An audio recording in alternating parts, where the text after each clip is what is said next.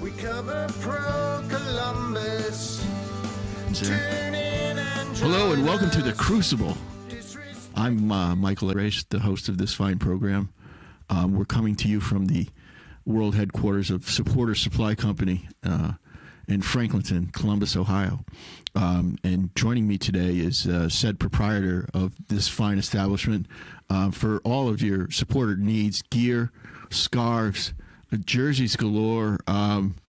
There's other knick-knack, chocky stuff too, right? Yeah, sunglasses. We can find them, Kevin. Kevin lost his sunglasses. That is Morgan Hughes, one of the owners of the Supporter Supply Company. You can visit supportersupply.co. More importantly, you should visit thedisrespected.com. That's my shebeen. Come on over and see my work. I appreciate it. This is one of two podcasts I do, this being The Crucible. The other is Cannonballs. You can find them at your favorite podcast platforms, or most of them. And remember to like, subscribe, share, rate, review, etc. It helps out a lot. Last week I got my YouTube channel up and running. For instance, today I put up a lot of the podcasts I've recorded previously over the course of the first 2+ months of the year. Right up today, Henrik Rydstrom's press conference ahead of the game against the Nashvilles in the new Crew Stadium. Does that have a new name? No. That's Morgan Hughes. No. I'm Michael Arace. Let's get right to it. The first thing I want to talk about, because it's been kind of a weird, I don't know if you call it a process. There's something bubbling here that no one's quite popping any of the bubbles. That's a poor analogy. But anyway, there's some evanescence going on with the NWSL in Columbus. It appears that our city, Haslam Sports Group, and the Columbus Crew jumped in late into the latest round of expansion of the National Women's Soccer League. Morgan has been following this closely, and that's why one of the reasons he's on the program. That and writing Daniel Gazdak. Morgan, the NWSL. Yeah. Yeah. What's going on here? You know, it's weird. Like, this came out of nowhere. And for those of you who don't follow NWSL expansion, the last round of expansion was kind of like it was like a celebrity death match for months and months between the cities of Cincinnati, Cleveland, and Denver for the next expansion slot. And there were public-facing platforms, and, you know, there were probably community things to drum up attention. PR firms were part of this, and, you know, it was a traditional kind of like city versus city battle royale. And now on February 26th, we get this press release basically from Nationwide, you know, on their news.nationwide.com that says, you know, the Haslams, the Edwards, and Nationwide are, you know, in the process of bidding for an NWSL team. And you just kind of go, wait a minute, what? Like, I wasn't aware of that being the process. Yeah, it just came. It was like Anthony Precourt. I hate to use that. Yeah. But it just popped up. Who the hell is? Right. What's going on here? It started to connect a lot of dots because in January, I believe it was January, the Crew announced that the NWSL Challenge Cup was going to be held in Columbus out of nowhere. You know, like, yeah, I'm sure it wasn't out of nowhere, but between that, another She Believes Cup, it was just like, it feels like something having to do with women's professional soccer is kind of percolating here in Columbus. And I know that, you know, between me and Keith Noss and you and John Zadar and all the people that are, you know, old hats at this, reading the tea leaves and reading between the lines, it just kind of felt like, what's happening here? Yeah. To be Rumsfeldian for a second, there seems to be a lot of known unknowns. And it's just like, once you start connecting the dots, you're like, huh, what is this? And again, or not again, but the Haslams and the ownership group seems to have a meeting scheduled with the city council on the 25th of this month, March, to redevelop McCoy Park. Right. Those plans, Columbus Underground had pulled those out of the city, whatever, surveyor's office or something. Yeah. And if you put all these things together, it's just like, okay, it really feels like we are close to the finish line here on getting a team in Columbus. Again, like, this process in the past has been so long and arduous and professionalized. it just feels like, wow, we're already it feels like we're at the goal line of something that needs to be pushed across or help pushing it across. Disrespected media has made some phone calls, and that's how indeed it was described to me. And tush push now, because from what we've discerned, there's not much time left in this bidding process. It doesn't feel like it. It could be as soon as this spring. Mm-hmm. And you wonder, like, how many cities are involved here? It doesn't feel like there would be a lot of public acknowledgement of a scenario in which there were multiple bids happening. But my gut tells me there probably is. There has to be. Yeah. It's not how this thing usually works. Right. As you mentioned off the top, that the last bidding process for an expansion team involved 3 or 4 cities, right? Yeah. It was, you had it, Cleveland, Cincinnati, and Denver. Denver got it, and it was a very public kind of thing. Yes. I would have to assume that, or we can speculate that Cleveland and Cincinnati may be involved again. And then cities that, I don't know, let's spitball. How about the self-proclaimed soccer capital of America? And I'm not talking about Seattle or Atlanta. Or Kansas City. Yeah. Okay. So you mean St. Louis? Yeah. Okay. I mean, let's throw that one out there. They have a field. What does Columbus have going for it? Frankly, Mike, I think it's kind of absurd that there hasn't been a push for NWSL in Columbus before this. And maybe there was, and I just don't know about it, and we don't know about it because, again, known unknowns and unknown knowns. Sometimes unknown unknowns. Listen, Columbus has a long history of supporting, loving, and being all about women's soccer. Whether, on the on the non-professional level, we've had the Columbus Eagles for a long time. We've been the host city for literally World Cup games in the early 2000s at the old stadium for the Women's World Cup. Any time that the national team needs the support of a home crowd, they come here. Long history of producing talent, supporting talent. It just makes all the sense in the world for this soccer-obsessed, sicko soccer community to have, listen, there are 2 top flights in American soccer, MLS and NWSL. This space needs to be filled. And why not us? Why not now? All right. Geez, I think it'd be fantastic. For people that kind of been paying it, like, why, Morgan, have you started talking about this very, passionately in the last 36 hours? For those who were around at the end of Save the Crew, there was, you'll all remember October 12th when it came out that it was over. There was that time between October and January when the new, ownership group had their press conference at the M restaurant. Don Garb was in town. Taylor Twellman was here. Yeah. The space that filled in between those 2 things was a lot of getting the ball over the goal line. And my spidey senses are just going off with the statements that are coming out that maybe we're in that space again when it comes to NWSL. So that interregnum between October 12th and January 1st with the official announcement. And I just think this is my listen, this is just me speculating. I think that we're in a space where the more conversation we can build, the more tickets we can sell for the NWSL Challenge Cup, and the more we can kind of permeate the conversation, the better it's going to be for our chances to have top flight women's soccer in Columbus. Yeah, that's another of those dots to connect. There's a NWSL. Challenge Cup game here in June. Tickets literally just went on pre-sale yesterday. How about figuratively?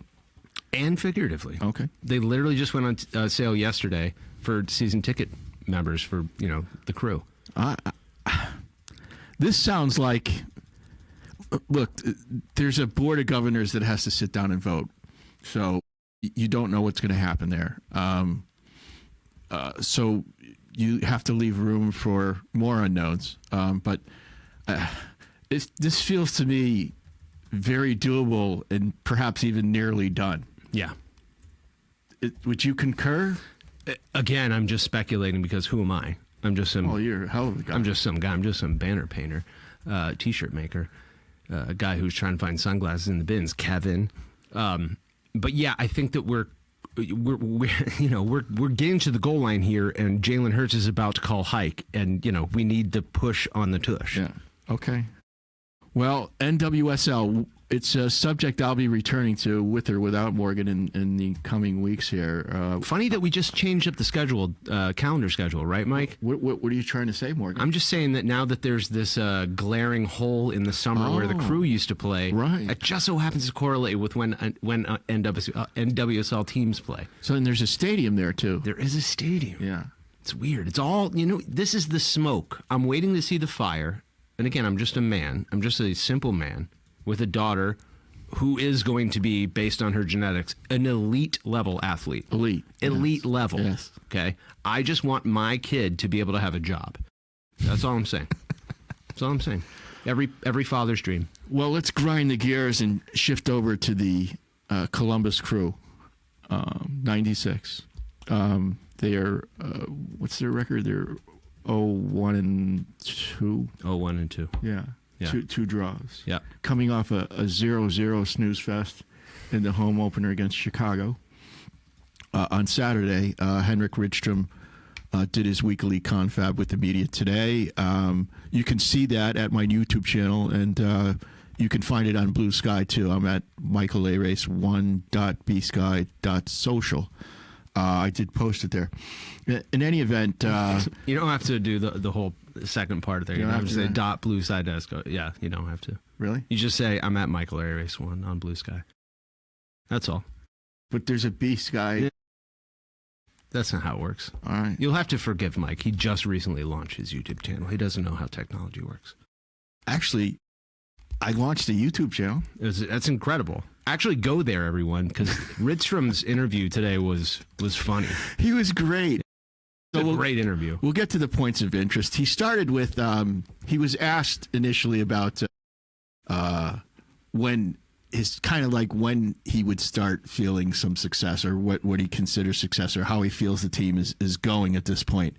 And he went into an extended metaphor about how the Crew, fans, perhaps even the players, have found another partner, and their ex, as bad as it was at the end, they remember the beautiful ex who was Wilfried Nancy at times like these when they're struggling. And he said, I can't look so good, kind of thing. He went on to talk about a host of subjects, including the new players have arrived. They have their visas. They're in town. They've been in town for a few days. They've had 2 practices at this point.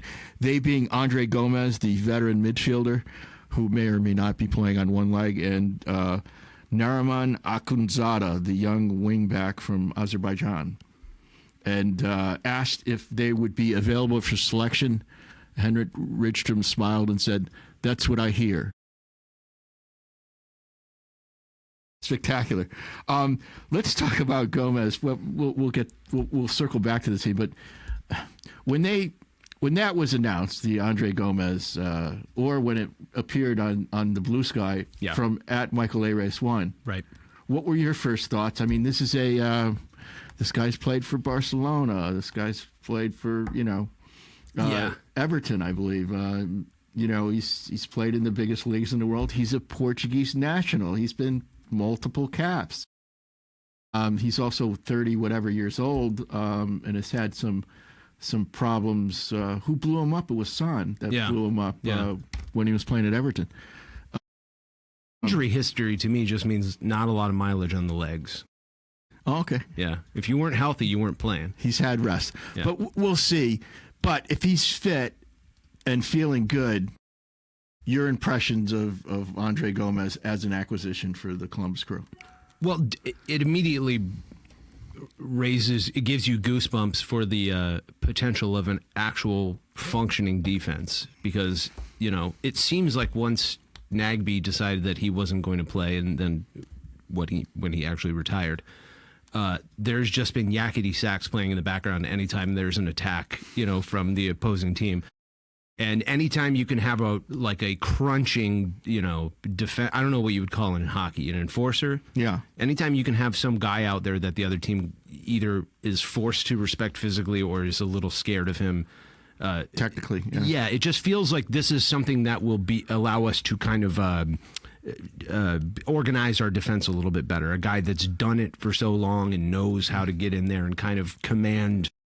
Not to say that my son Sean Zawatsky isn't doing a fantastic job, but it just feels like there's a missing piece in the defense that would provide some structure going forward and going backwards, and he is hopefully, fingers crossed, that guy. Well, I refer you to last week's media sit down with Henrik, and he talked about, it was either last week or the week before, but he talked about how he likes his midfielders to remain in the office. They have to be at their desks at the midfield. And in light of the acquisition, the waiting for Andre Gomez, and how they actually cleaned up a lot of their problems defending against counterattacks on Saturday. But in light of how the ball hasn't linked the way he wanted to link from the backfield to the final third, I think that he thinks that he has his midfielder to tend to the office work in the middle of the pitch, as they say. Do you use pitch, or do you just say no pitch? Yeah. No, absolutely. Do you not. say derby or derby? I say neither. Yeah, you say rivalry. Yeah, I say game, rivalry game. Yeah. Or you just say... Do you say boots? Boots? Yeah. For soccer cleats? Yeah. Do you say boots? Come on, man. Come on. All right. It's okay to be American, everyone. That's right. Yeah. That's right. Why would you say Derby is a mispronunciation of a real word, and that word is derby, and we don't even use that word? I use derby-derby. Derby is a word that has a meaning. Yeah. Darby is an old man's name. That's true. Yeah. That's a true fact. At Token Liberal. That's right. Yeah. So, where were you? I don't know. Okay. Well, Mike, here's what I'm thinking. I'm thinking that the older I get, the less interested I am in the Columbus Crew, the more I don't want to watch them. So to me, is a logical conclusion that we need an NWSL team, so I have something to do with my soccer life. Right. Well, dragging the conversation back into the NWSL. I'm not going there. We talked about the NWSL. I mean, do you want to run a poll here? Will Columbus get an NWSL team? I'll set it up with the... I'll say yes. I'll say yes, as too. long as the fans can help me in spreading the word. I will say about the Crew, Nashville I see coming to town. Nashville is very good. Yes, they are. Top of the league, potentially good. And it's not an opponent that you want to figure out who you are against. Well, traditionally a stout defensive team, but they seem to have added a lethality of offense to their program, it seems to me, this year. Yeah. Do you get the sense from Henrik that he thinks, and by the way, I'm going to take over the interview part of this now. Please. Do you get the impression from Henrik, because I kind of felt this today listening to him, that he thinks that this is a new beginning and that it isn't that there's nothing to be concerned about, but he thinks potentially that the growing pains that we're having right now are just that. And this isn't something the team needs to be blown up because of. This is something where it's like, this is expected. We're getting there. Well, I'll channel my inner Greg Berhalter and say, what I would say to that, Morgan, is two things. And, Issa's brought this up as well in my preseason interview with him. I would liken this stage of the 2026 season possibly to the same stage of the 2023 season. Wilfried Nancy came in. He had surveyed the landscape. He got a look at his personnel. Decided what might fit and what wouldn't, and a flurry of moves was made heading into in the summer transfer window. So we're about to get another Cucho. No, I'm not saying they're going to win. No, well, I think or Rossi rather. I think Wessam Abu Ali. I think they're going to add a significant. I mean, you're among the hosts that have been slamming the table, saying, "Where's another center back?" Right? Yeah. I think that's a possibility, but in any case, I still think he's going to play four and back, and I think that stylistic transition is already underway, and I think he's fiddling. The players are still getting to know exactly what he wants from them. He talked today about how they weren't patient enough. He likes to put the foot down on the throat at every opportunity in the final third. And the way he described it was, and again, I encourage you to listen to that press conference from earlier today. But the way he put it was, we tried to do it too fast. They didn't let the game marinate properly. They didn't tenderize the opposition properly. Yeah. And force too much. And it's like cooking versus in a sous vide versus on the grill. That's right. It takes longer, but you're better for it. Right. Yeah. Then you just cut the bag open and right. It's delicious. Maybe sear the outside. Yeah. Yeah, you can still use the grill, but that's the finishing.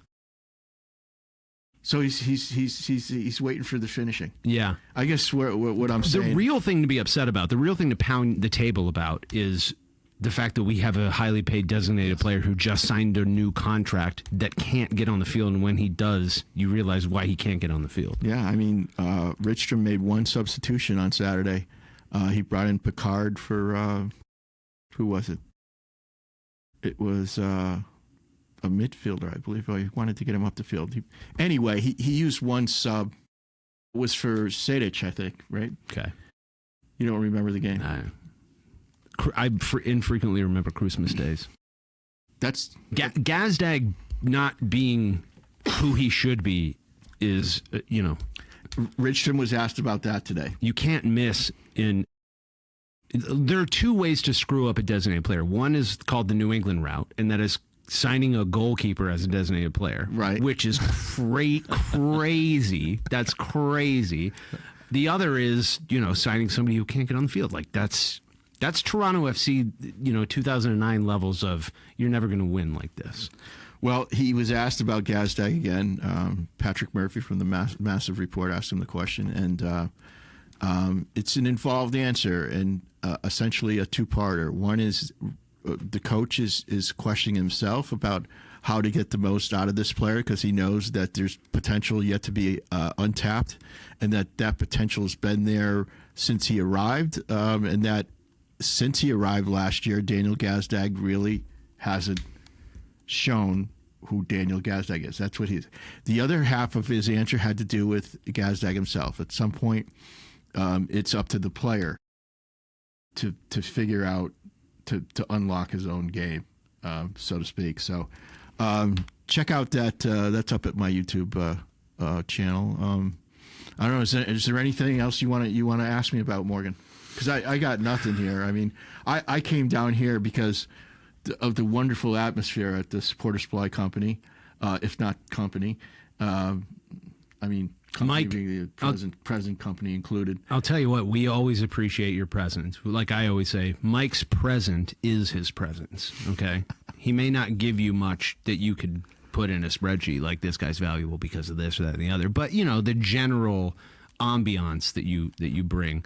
Well, it's like my mother-in-law used to say, you're full of the boo. Sure. Yeah. Is that Italian? But I also came down here because, no, that was the Irish side there. Oh, That's okay. my mother-in-law there. But I also came down because, we wanted to talk about NWSL. Desperately. And maybe put a little bit of a fillip onto this conversation. A little flick forward. Yeah. The conversation, I think, again. It's been a strange. There's really no roadmap for this, is there? No. It does not work like this. It doesn't go like this. It feels like we're kind of being clued in that the game is happening in the 87th minute, which is uncomfortable. But it doesn't mean you don't get out there and try.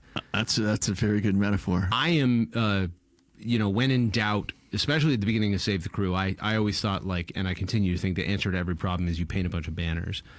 So I've been spending today and a portion of yesterday tracing, painting, to try to, have something. Especially, we have a national, game on Saturday. Do you want to on FS1? I mean, you haven't.